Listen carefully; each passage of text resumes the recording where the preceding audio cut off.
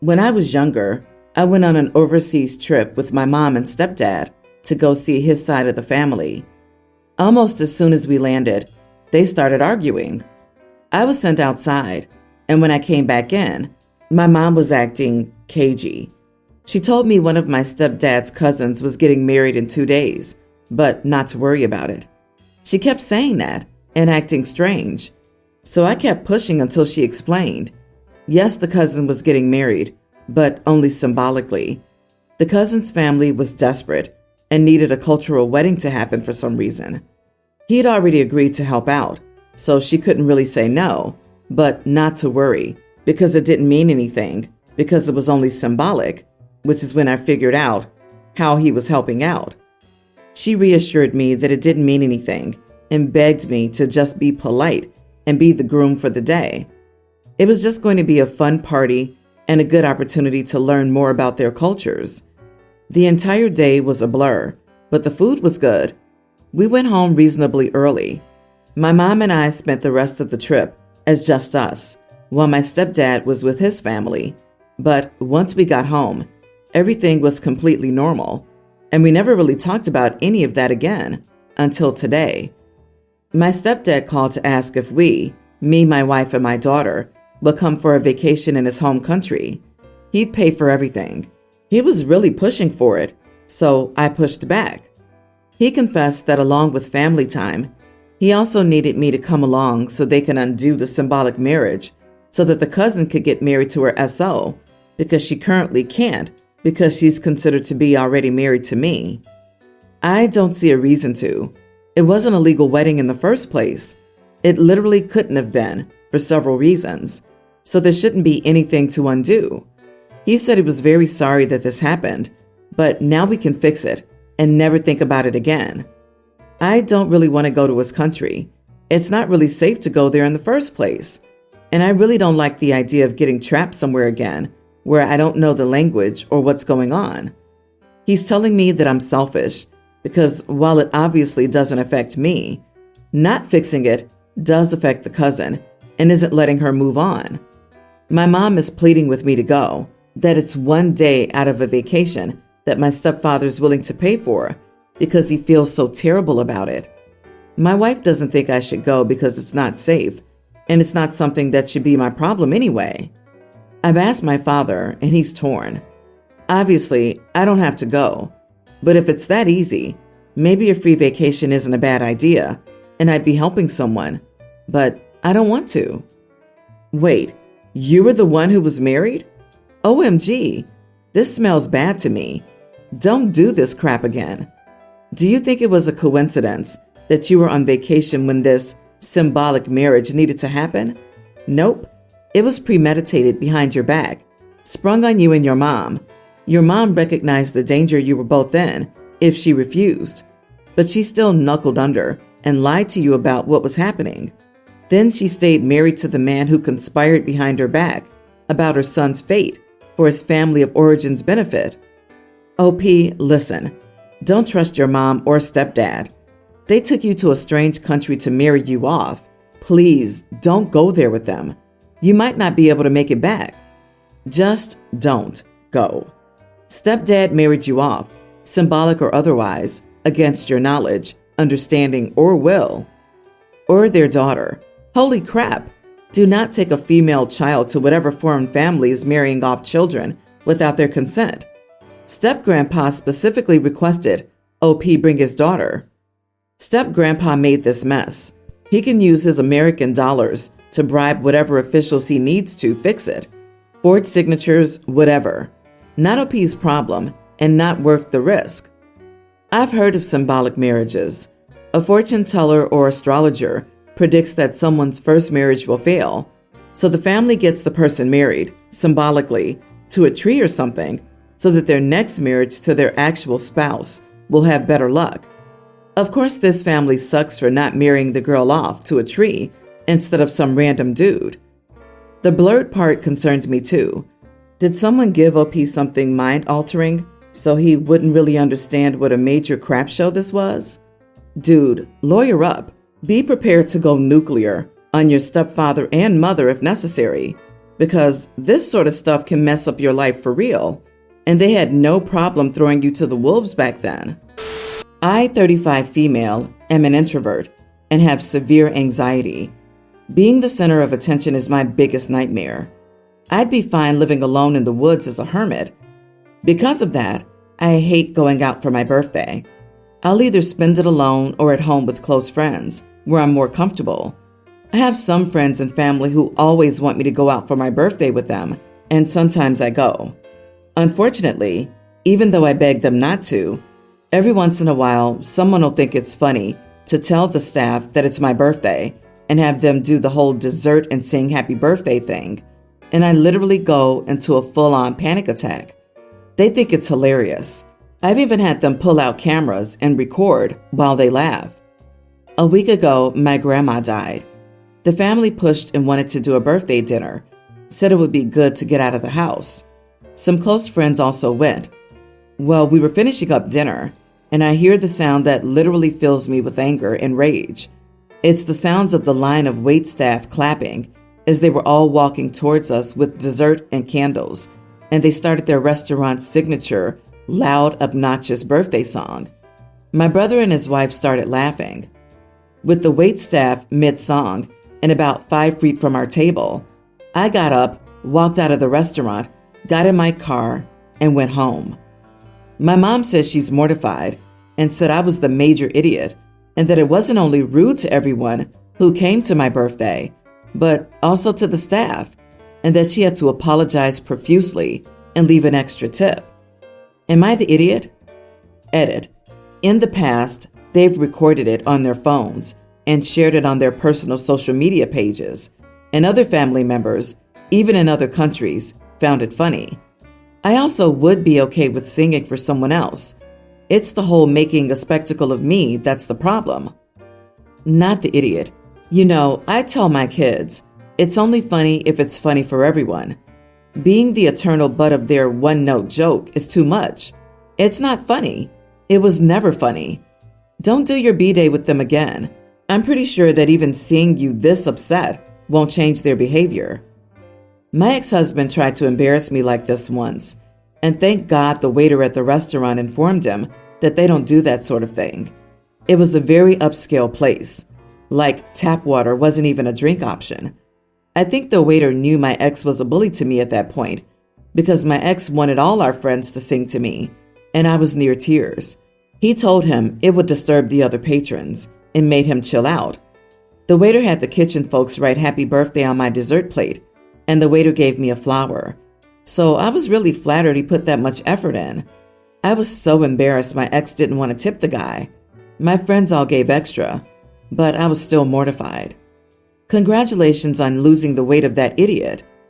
OP, definitely not the idiot here. Do they not even consider how mortified you felt and how rude it was to you, the guest of honor?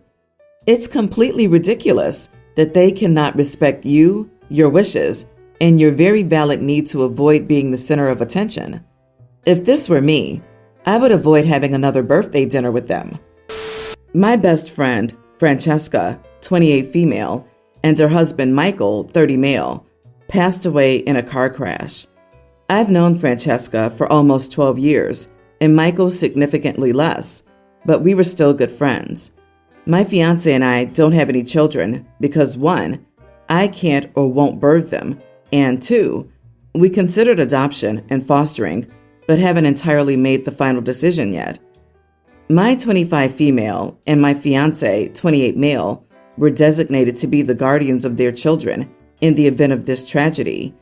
Michael and Francesca had 3 children together: Joe, toddler male, Sarah, and Tessa, twin female toddlers. However, recently, Michael's parents have been commenting on adopting Joe and his coming to live with them, and I've since put a halt to these comments. But Michael's parents have been spreading it around that it's their right to adopt their grandchildren, although they seem to only want Joe, which is its own bucket of issues. Not only do I not want to give up any of the kids, Joe's grandparents are old and on Social Security, and having a child in the house would strain their budget, let alone 3 that would have to share a room. Meanwhile, my fiance and I make around $300K a year combined. We're both software developers. The house that we're in has all the children in their own room. Although I know the books say you shouldn't, we'll also let them sleep in our room if they have a nightmare or are sad. Also, the twin girls like to sleep in each other's rooms, so they actually have 2 beds in both their rooms, and we generally don't struggle in the financial department. Since I've given Michael's parents a firm no in terms of adopting their grandchildren, I've been inundated with messages. There might be a legitimate concern, but it also feels like passive aggressiveness to me about relieving my burden and if I really think I'm up to the task of mothering 3 children at my age, etc., etc. I've also received a few letters saying I'm robbing Michael's parents of their child and that it's their right to have their grandchildren. I'm the idiot for keeping them from them. I will admit the kiddos and I had issues at first, but we enrolled them in counseling and went to family counseling as recommended by the kiddos counselor. So, am I the idiot for not relinquishing custody to the children's grandparents? Not the idiot. If your friends wanted the grandparents to be the guardians, they would have been named. It's also really crappy that they want to split those poor kids up. Good for you. You're an absolute saint for taking the kids into your home. Also, I would highlight that they only want Joe, meaning just the boy. OP, do not doubt your decision to keep custody, because by some miracle, they're not likely to treat them equally, even if they express their profound love for all their grandchildren. It would also be unfair to the children if you allowed them to be separated by giving away Joe's custody. I would absolutely lawyer up. They don't have their grandchildren's interest at heart, especially as they only want 1 kid and think it's okay to separate them. It's disgusting. It's telling that they just want the boy. Lawyer up, and I'd make sure no unsupervised visits happen till you are officially the adopted parents. And I'm sure you've spoken to their school and daycare and sports teams and know their grandparents are not approved to pick up the children. So my mother-in-law, I'm a gal by the way, LOL, came to stay with us for a few weeks till her home was renovated for Christmas. The problem is that she's been randomly walking in on me while I'm in the bathroom. Thankfully, not once has she seen me naked because I started picking up on her behavior after the second time in a week. She'd barge in, turn, say, "Oh, sorry," and close the door. I tried talking to my husband about it, but he kept ignoring me and then flat out said, "So what if she accidentally saw you naked? She's family." He seriously said that. We have a lock and I could have used it, but I have past trauma from locking or being locked in a room after my brother locked me in a bathroom when I was 5. So I came up with this idea. I'd go inside the bathroom, pretending to use it, and wait for her to come. 'Cause honestly, it's deliberate at this point. When she accidentally barges in, she'd see me in a weird or awkward position. For example, doing a ballet stand, standing on the toilet, or standing facing the wall with my hands up, fully clothed, of course. I could see how awkward and weird this would be for her because she'd stand there for a few seconds, trying to figure out what I was doing. It was hilarious at first, seeing her initial confusion, but she told my husband about it, claiming she caught me practicing rituals in the bathroom. I cleared things up and revealed the reason why. My husband was livid. He called me childish and said that I made his mom feel terrified and weirded out by my behavior. He said I should have acted maturely and locked the door instead of playing mind games. Am I the idiot? Not the idiot. You went the funny way, and that's dope. Your husband, however, is an idiot. He expects you to be mature about it, but he doesn't expect his mother to knock on the stupid door before walking in? This is the weirdest power play, to walk in on you in the bathroom continually. Your next pose should be facing the door, giving her 2 middle fingers. I hate victim shamers. He's mad at you because she barges in on you in the bathroom in your home that she's a guest in, but gets mad at you for weirding her out and causing her grief? What? It's her fault. Girl, get some jelly, red if you can, and smother it on your face and when she walks in, eat it like a caveman. Then when your husband asks, you were stress eating. Walking in on somebody doing a ballet pose in the bathroom is terrifying, but barging in on your daughter-in-law and making eye contact while she squeezes out a dookie after being told repeatedly not to barge into the bathroom is normal behavior? Getting really sick of these spineless partners who can't stand up to their moms. Your hubby is full of crap. That's an inventive and humorous way of dealing with this creeper of a mother. You're all adults. Most adults know not to go in the bathroom when the door is shut. This is a great, funny type of revenge. You gave me a good chuckle. However, maybe you should get therapy about locking a door. Not just for this, but at least you can put these issues behind you then. And seriously, OP, please address your husband's attitude. He shouldn't invalidate you. Sounds like you need some couples therapy too. My 28 female brother, George, nearly adult, recently applied to his 5 universities. We're from the UK and has received acceptance from all but one of them who've yet to render a decision. It's for a top-rated course. I'm incredibly proud of him. Unfortunately, all of them would require him to move quite far, and while he won't have to worry about his tuition fees, he'll only be eligible for the minimum amount, as our parents earn over the limit. My parents refuse to help me with my university at all, as they're extremely traditional and don't think women should go to university. So they made it clear I'd be on my own. So I worked through my undergraduate degree, my master's, and now my PhD. I didn't know when George was born whether they'd pay, but they started saving when he hit high school. It didn't last long though. My brother didn't do all that well in the first few years, and his practice exams didn't go well at all in the 4th year. But our parents have always told him he was fine but not smart. And so I think that got in his head a bit.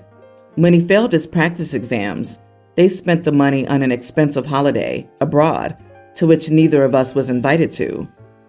George confided in me, his ambitions, and wanted to go to university, so I helped him study. He worked hard and did well enough to be able to take the courses he wanted to do asked for, and I've been helping him when he needs it. But it's mostly just been reassurance that he's doing a good job, and I'm proud of him regardless of what happens. I started saving the second he confided in me he wanted to go. It's not much since I have my own tuition and stuff to pay for, but it's enough to match the amount he'll get on his student loan for the first year, about $7,000. He's waiting for his final result, but he's pretty sure he's going to go to one specific university, the same one I attended for my undergraduate degree. Therefore, I know that without parental help, he'll be screwed. So I will continue to save and help out where I can. Our parents walked in on me explaining to George the terms of him getting access to this money. I'll transfer him a specific amount every month he's at uni on the 1st of the month. But any big deductions like textbooks, I'll pay for directly and deduct that from the monthly amount. I'm just trying to ensure he doesn't do the classic blow it all in one go. My parents blew up and said I'd overstepped and that I undermined them and was absolutely out of line, and it's not my responsibility. I agreed and told them it wasn't, but if they'd been responsible and had believed in him, I wouldn't have to. I don't feel like I did anything wrong, but I also feel extremely guilty. Am I the idiot? I have no idea how your parents can be so heartless towards their children's futures and then get mad at you. This is mind-boggling. You're an amazing sibling, certainly not the idiot, even slightly.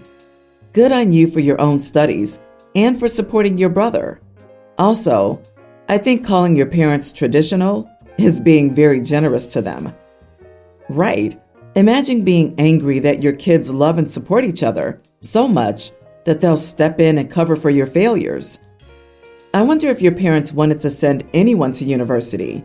First, they don't pay for you as your female, then don't pay for your brother for some reason.